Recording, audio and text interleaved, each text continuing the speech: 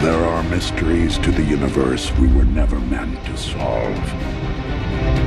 But who we are and why we are here are not among them. Those answers we carry inside.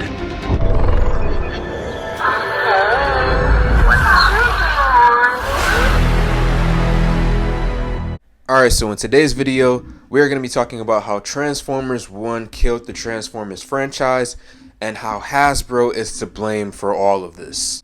So for starters, I guess I should say that I am a lifelong Transformers fan, and I want to see the franchise do good. There's nothing, there's a few other series out there that reach the same level that Transformers does, like near and dear in my heart. Just ever since I was a kid, I've been into it. The Michael Bay movies, I think it's called G6 or G series or something like that. It was like an old school, I'll put some images on the screen right now, a very old school animation that I enjoyed as a child. I played the video games, the War for Cybertron. I even watched the stuff that I don't like the rescue bots and stuff like that. So I'm a huge Transformers fan. I want to see it do great, but that's not what the current situation is, obviously. So the first thing specifically with Transformers that we have to say is that the reputation is bad, okay? If you go to the average person and you talk to them about Transformers and they know what Transformers is, you're going to hear a negative opinion. And why is that? Well, it's the Michael Bay movies. People view those movies as mindless action, dumb, bad writing, things of that nature. And I guess, to be fair, I could understand why people could look at some of those movies and be like, this isn't for me. Me personally, again, I have bias, I'm not going to lie, but I feel like some of those movies, and even the ones that are bad, have a few really bright moments, like Revenge of the Fallen. I think it's like a below average to decent movie, but Revenge of the Fallen, for example, the scene where Optimus Prime is fighting against like 4 Decepticons in the forest, something like that. That's a really iconic moment. I feel like each movie has these moments sprinkled throughout, but there are a few movies like Dark in the Moon, for example, that just hit throughout the entire movie. But I cannot lie, the average person, when they hear Transformers, they don't want to hear Transformers. They don't want to talk about Transformers. They think it's just dumb, stupid, and that's something that you have to take into account when it comes to, the future of Transformers. You have to rewrite the bad reputation that's been given to it from its predecessors. And, the big end of it was really The Last Night, Transformers The Last Night. That's even a movie that I haven't seen in full.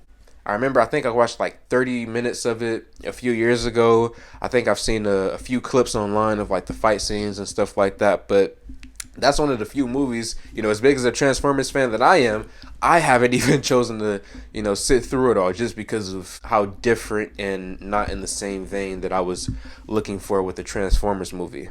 And then after that, they released Bumblebee, which only made $468 million in the theaters. Which is pretty disappointing when you think about it because, Marvel was coming out around that time.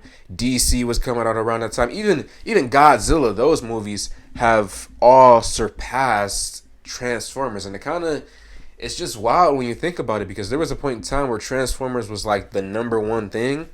And it got taken over by Godzilla. Like, are you seeing what they're doing with the Godzilla movies now?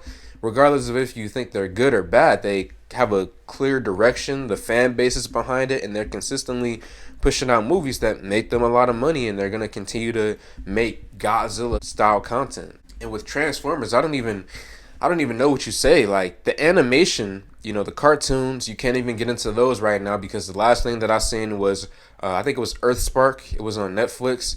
Rise of the Earth, something like that. I gave it a few episodes, wasn't into it. It was boring. It felt lifeless. It felt not Transformers-like to me. And the last really great cartoon that we've had was Transformers Prime, which came out like when I was a child. So, you don't have any animations in the pipeline. Rise of the Beast made only $439 million, which is crazy because that's like a full budget Transformers movie that they released. And they had a lot of marketing behind it. I couldn't go on YouTube or on Instagram. Like the trailers were everywhere. The advertisements were everywhere. And that movie still managed to only make $400 million, which is like, obviously that's a good chunk of money. But with these sort of businesses, they want to make exponential to what they put in. So if they put in, let's say, $100-200 million, they want to see a return of like $700-800 million back. And that wasn't the case with The Last Knight. If you look at the Avengers, if you look at these Godzilla movies coming out right now, most of these movies, when you look throughout history, they've been profitable. Marvel has had a little bit of difficulty lately, but throughout its history, it's been profitable when it comes to the movies. And Transformers, it's like the opposite has kind of happened, where it started out pretty hot and now it's barely making $400 million with their full-scale movie. And if you guys think about it, there are like cartoon animation movies made by Disney that make way more than $400 million. But we'll talk about that a little bit later.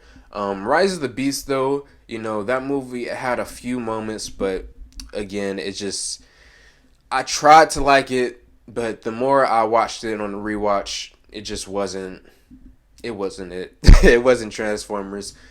The villain, Scourge, no. The action, a few parts throughout the movie, you know, they tried to make it hip, they tried to make it cool, but, you know, all in all, that movie just didn't capture what you needed. And I was really hyped for that, because the last Transformers movie I saw in theaters was Transformers 4, and that was when I was a kid. So this was my first time back in the theaters to see a Transformers movie, and it disappointed me. And now apparently they're trying to make a franchise with the G.I. Joe. I don't even know what to really say to that one, because the G.I. Joe, that franchise has had a lot of issues in the past, and I don't know how much of an interest people really have to see a crossover between the G.I. Joe and the Transformers. So, you know, I currently don't really have an interest in seeing it. You know, again, I'm a diehard fan, but try again with the video game. I don't know, like, because we don't have any new video games coming out. We don't have any new cartoons coming out. The movies are what they are right now. And now let's talk about Transformers 1. So the interesting thing about this is that Transformers 1 is a good movie.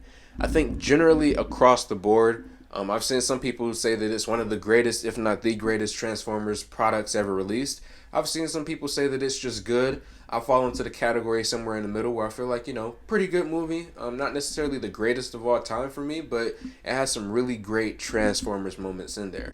But the issue with this movie is that they released one trailer that was really bad. It was goofy, it felt a little wacky, and people didn't give it a chance. When I first saw it, I thought it was a bit strange, but I was thinking that, oh, it's like a kid's movie, kind of like the Disney stuff. I'll watch it whenever I watch it and, you know, put it on the back burner. Which is really disappointing, because it's like, you know, in the modern day, I feel like every movie trailer does a pretty good job of getting you interested to go out and watch the movie. It's not that hard. You just put a good soundtrack behind it. You know, you have some flashy, nice cuts with some action. You should be able to make a pretty good trailer. And the fact that Transformers 1, that trailer didn't even represent what the movie was really about, you know? And the movie made a total of $60 million, which is abysmally bad. Because the Minions, another animation film, made $900 million a few years ago. Puss in Boots made $484 million a few years ago. Super Pets made $200 million. Elemental made $400 million. So I'm saying all those things to say it's possible to create something that can get up to $900 million in an animation movie, or, you know, on the lower level, $400 million in an animation movie. But again, what's kind of crazy, tying it back to Transformers Rise of the Beast, animation movies are making more money than Transformers Rise of the Beast. Your full-scale film is making less money than animation by DreamWorks movies. That's just appalling. That really is appalling. And y'all, I'm gonna end this video off right here. I just want y'all to take a good look right there at Godzilla. I never thought I would see the world, you know. I've been a Godzilla fan my entire life, but I never thought that I would see a world where Godzilla is king over Transformers. You have failed this city. Hasbro, do better.